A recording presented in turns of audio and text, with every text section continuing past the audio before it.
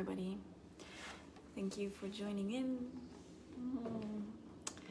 The fear of loneliness, the fear of aloneness shall be the topic of today's live, my little shot of ecstasy. I hope you're going to stay with me and join me for some personal stories, personal inquiry into my own journey of healing with this. And I want to share some things that most of you probably don't know about me, because they are very much at the root of my conditioning, very much at the root of how I grew up and how I entered into this world. So when I was born, the child before me, my brother, was born and died after 3 months after a vaccination injury. So that is something very real for many kids and babies on this planet, but he received a 3-in-1 vaccination and died at 18 hours later. It was too much for him, for his system. So my parents, being first-time parents, obviously were hit with great shock of this unfolding. And though they are both very spiritual in their own right, and especially my mother, they kind of really deeply opened into that. And after his death, went to the funeral with their wedding clothes on, in a kind of, not intended, but in a shamanistic ritual. So they went to the funeral of his death to celebrate this life, and they asked for him to come back. Then I was received or conceived very, very quickly after his death, about 2 weeks later. And so my mom went into another pregnancy with all of this grief still, I guess, stuck inside of her. And when I was born, and this is a miracle, when I was born, I looked exactly like him. And all my other brothers and sisters that were born later don't look like him. They literally, we could have been twins, just born at different times. I had the nose bent a little the other way than him, and I was a girl. But I literally was this. I came with this task to be somebody else, to be him for my parents, to soothe their pain and to soothe the grief of the lost first child.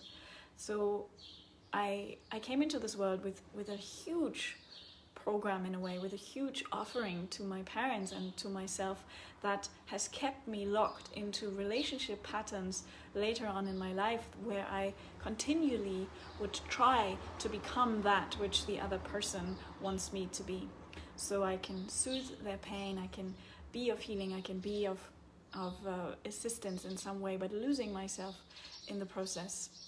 And I am 36 years old by now, and I've gone through decades of healing on this really profound, deep program that I came with into this planet. And I don't blame anybody. It was literally, I guess, a soul choice for me to come with that and to transcend it in this lifetime. So all throughout my relationships, I am and was somebody who would fall from one relationship to another. So there wasn't often a lot of space in between. I just continually engaged in new experiences, often long-term relationships after long-term relationships after long-term relationships. And this year particularly has been one for me to look at that pattern and to look at the underlying fear of being loved, not loved, and the fear of loneliness. So I've kept myself very busy for many decades, for decades in my relationship life, to avoid the fear of loneliness. And it was very interesting because life has actually given me a lot of evidence that being lonely or being by myself alone is really beautiful for me. I revel in the time when I'm by myself and when I can just do whatever I want to do, and I'm not in the space where somebody else draws on my energy. But somehow, over and over again, I would fall into the pattern of merging so deeply with somebody that I make them an extension of myself and don't necessarily take care of who I am. So this year and this past couple of months have taken me really deep into this process of looking at who I am by myself. And for those of you who don't know, Simon and me, we are currently in different countries. We are not, we've really broken apart the way we have interacted and we have lived relationship in the last 7 years, and we've completed a cycle of 7 years of deep healing and deep purging and really holding each other's hearts and also holding each other's wounds. And we've come to a place now where it's like, and now we need to take care of our sovereignty and we need to take care of who we are individually. So we've taken this step apart, and I'm here in my space, and I have a room, I have a space where I live in my own body and in my own space, and everything that I'm discovering here is so deep. So the fear of loneliness really is a fear that stems from the hole inside our hearts, and many women will probably relate to this because it's something that we kind of get born with, this hole in our chest, that yearning to be loved, which in truth, when we really look at it completely and properly, the yearning to be loved is the yearning to recognize ourselves as love. So the feminine yearning inside all of us, whether you're masculine body or feminine body or anything in between, we have a yearning to become love, to become so full of this energy that is you and is around you and everywhere, it's everything, to merge with that so deeply that we're going to make love in every breath, in every silence, in every movement, in everything that we do. So this confronting this fear of loneliness and actually looking at it and looking at what it is that what it's calling us into.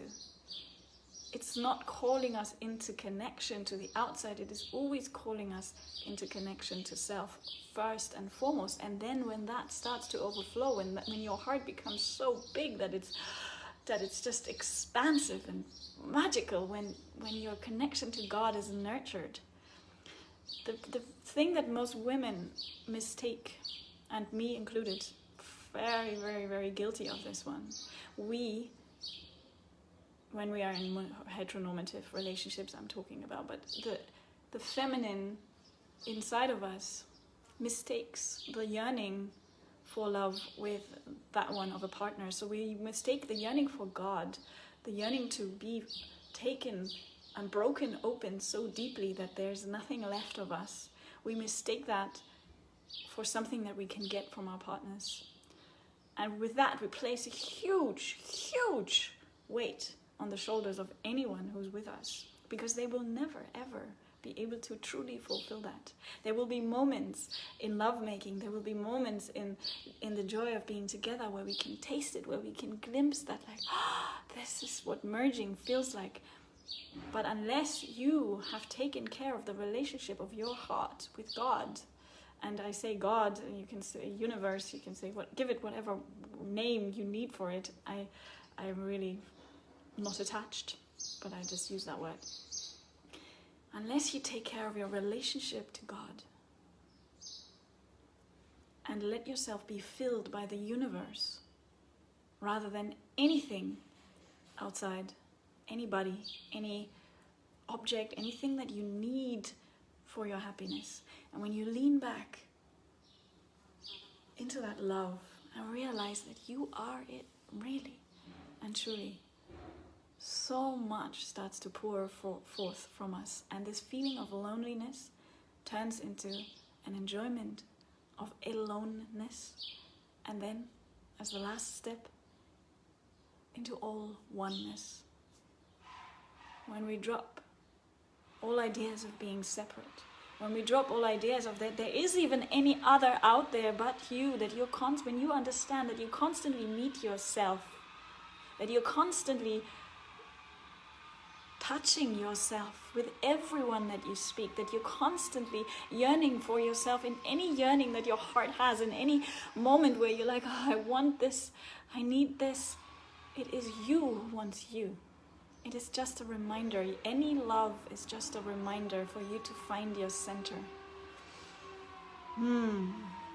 So from loneliness to aloneness, which is a celebration of quietude, which is a celebration of your meditation, which is a celebration of your dance, of your movement, of your joy, of your liberation, to all oneness, just add one more L and you are softening into the space that is available for you everywhere, where life is able to penetrate you, where you can penetrate life, and everything starts to circulate in between you and the outside, because you have circulated you and your inside.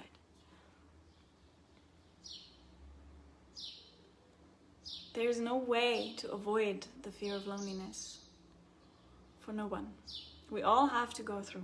We all have to breathe into that in some way or another, because in most of us is a program of abandonment, whether it is as deep or as early as it was for me, where I have in many sessions relived the death of my brother, literally in my body. I was screaming on the floor, I was screaming for my parents, I knew I would die, and I died alone in those sessions where this experience of my brother was deep inside my body, meaning that the fear of being left alone because he died alone in his sleep was constantly putting me on the edge of, I'm gonna die if I am going to be alone.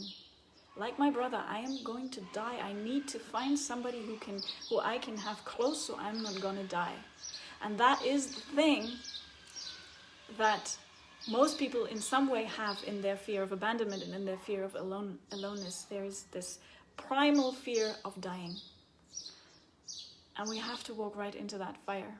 And over many years I've done the work, and there's no timeline to these healing journeys.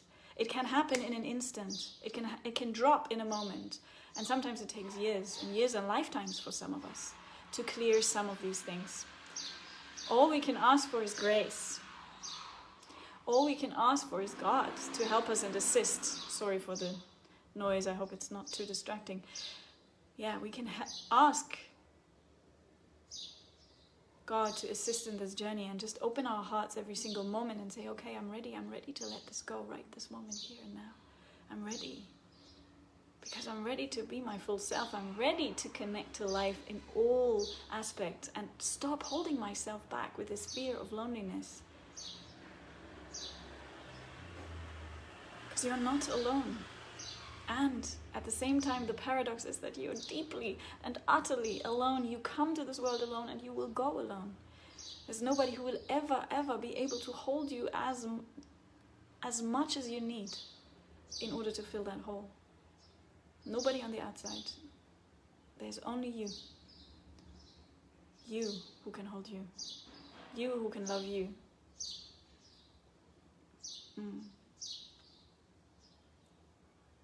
So today with you, I'm celebrating my aloneness. I'm celebrating my all oneness as it emerges deeper and deeper through my heart and lets me soften and breathe. And the celebration that is present in my body right now is so delicious, is so wonderful. And I wish for everyone to experience the silence that comes through when we walk through the fire, when we walk through any of our fears. And experience that nothing that was on this side of the fire was really true. It all burns away. Once we walk through that fire of transformation, whatever wasn't us will go, and what is you will stay. Yeah, if you're interested in going through a fire of transformation with me, then please join my retreat that's coming up in the end of July. I'm going to put the link in the comments, but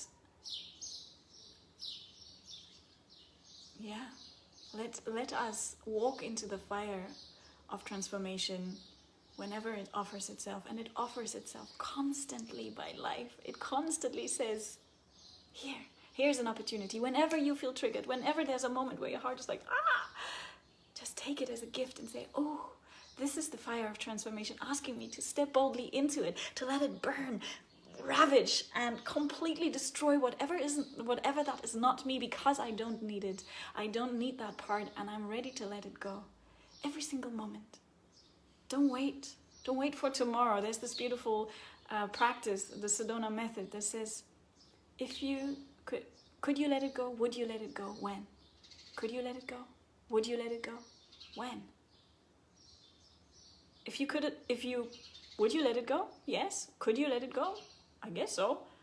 But maybe you say, no, I can't let it go right now. I have this heart, I have this fear, I can't let it go. So when can you let it go? In a year? In 2 weeks? In an hour? When can you let it go? Can you let it in and then let it go? I like that little distinction, because a lot of people associate letting go with I have to push it away. No, let it in and then let it go. Bring it into you, drink it, experience it, enjoy it everywhere, and then drop it down.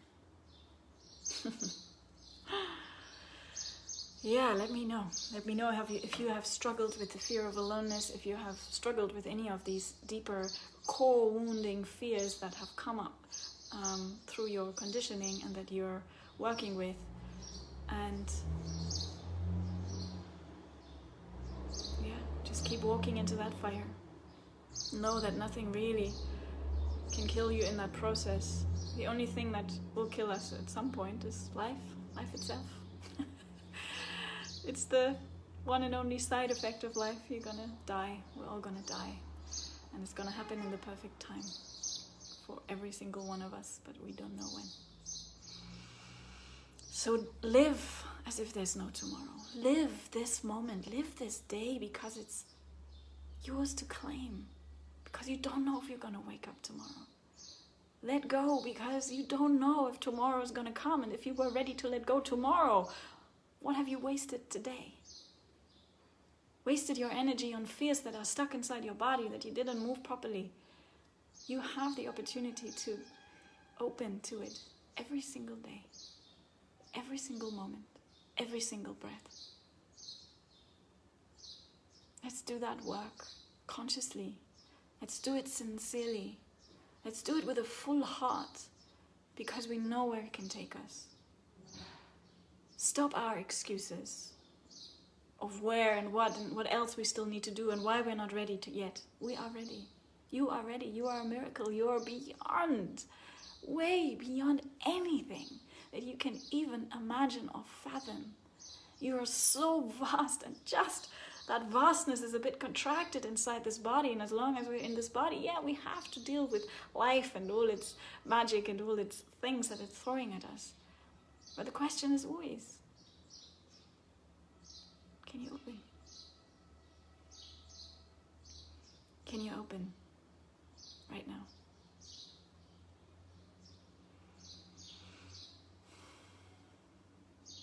Yeah. Enjoy your day with an open heart, with a heart that bursts and flames and is silent and peaceful. Be reminded of your essence in every single breath, in the moment between an inhale and the exhale.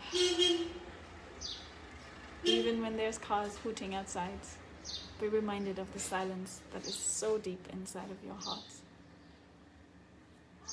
It's your home. It's your space. Return to it as often as you can.